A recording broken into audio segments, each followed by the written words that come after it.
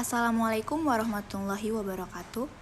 Hai teman-teman semua, perkenalkan kami dari kelompok 8. Nah, pada kesempatan kali ini kami akan menjelaskan mengenai desain faktorial pada psikologi eksperimen.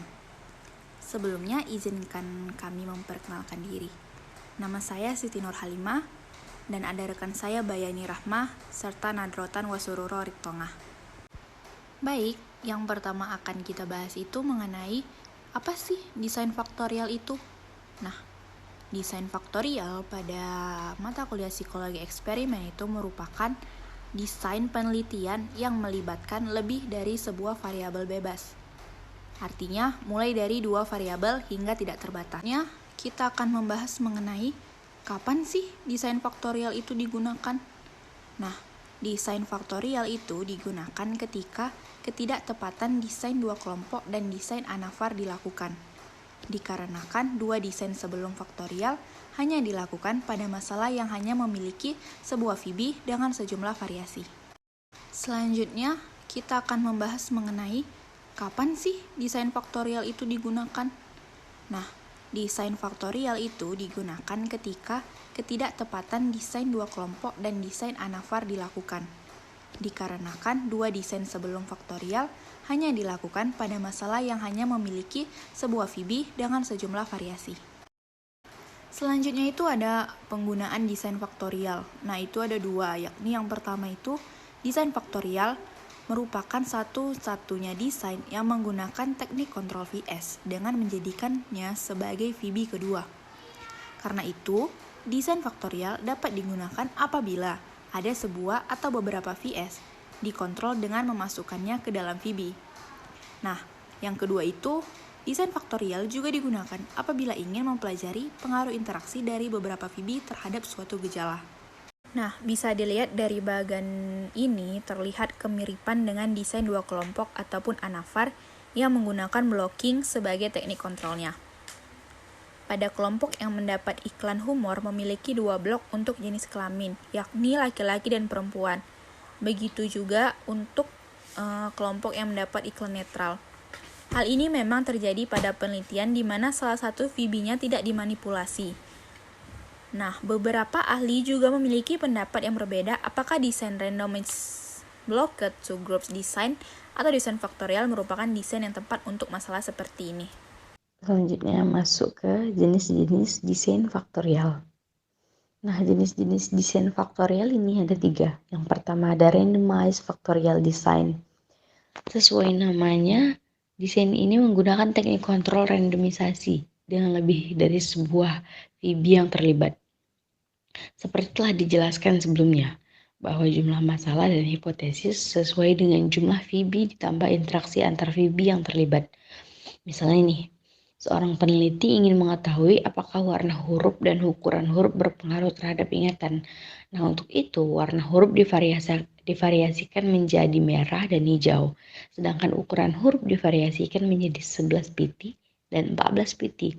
Dengan pertanyaan seperti ini, maka ada 3 masalah penelitian yang dapat dirumuskan, yaitu yang pertama, apakah warna huruf berpengaruh terhadap ingatan? Yang kedua, apakah huruf berpengaruh terhadap ingatan? Yang ketiga, apakah interaksi antar warna huruf dan ukuran huruf berpengaruh terhadap ingatan? Oke, masuk yang kedua yaitu randomized block factorial design.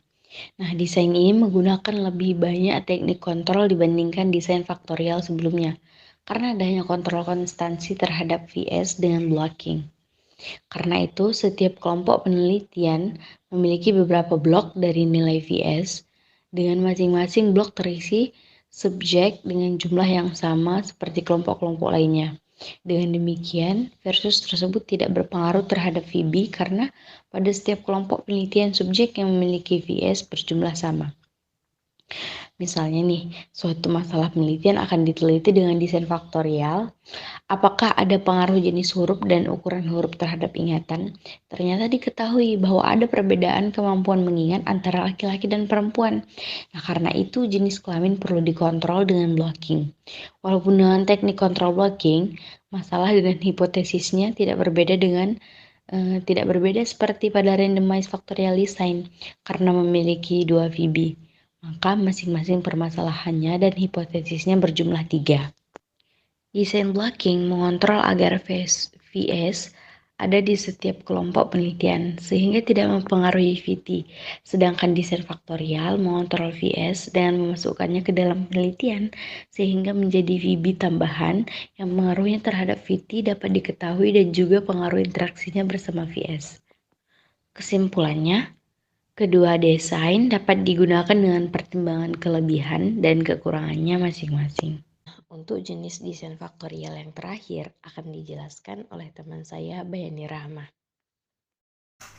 Statistical control with factorial design. Nah, teknik statistik control ini dapat dilakukan apabila pelaksanaan penelitian sudah selesai dilakukan, namun tidak semua FS dapat dikontrol dengan kontrol statistik. Hanya FS berbentuk skor dari masing-masing subjek yang dapat diolah dengan kontrol statistik. Nah, apa sih maksudnya?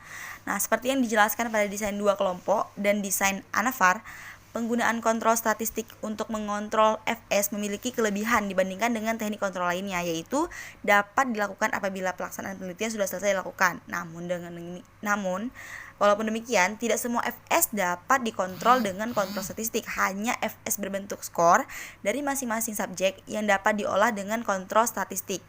Karena itu, dimungkinkan lebih dari sebuah FS yang dapat dikontrol secara statistik dalam suatu penelitian eksperimental. Dengan demikian juga, teknik kontrol ini dapat diterapkan pada desain faktorial dengan jumlah FB yang terlibat tidak terbatas. Nah, teknik kontrol statistik ini sama seperti blocking, lebih penting dilakukan pada desain faktorial dibandingkan dua desain kelompok ataupun ANAVAR. Nah, menurut Robinson, ada dua alasan yang dikemukakan untuk menjelaskan tentang hal ini. Yang pertama adalah dengan jumlah subjek yang sedikit dalam setiap kelompok penelitian, maka dilakukannya randomisasi akan kurang efektif untuk mengontrol FS.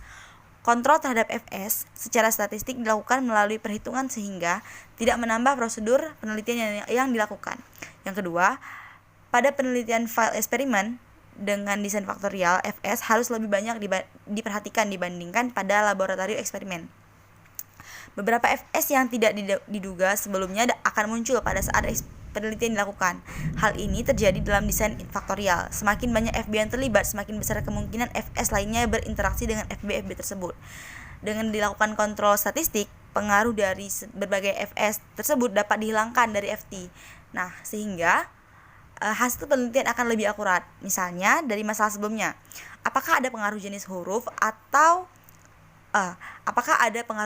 dan ukuran huruf terhadap ingatan. Nah, pada saat penelitian dilakukan, ditemukan bahwa subjek yang memiliki skor intelijensi yang tinggi cenderung lebih baik dalam mengingat kata-kata yang diberikan. Karena penelitian telah dilakukan dan penelitian memiliki data skor EQ dari semua subjek, maka tidak ada teknik yang dapat mengkontrol FS intelijensi selain teknik kontrol statistik. Nah, dengan digunakannya desain ini, jumlah kelompok penelitian yang dibutuhkan sama seperti desain faktorial sebelumnya, jumlah permasalahan dan hipotesisnya pun sama.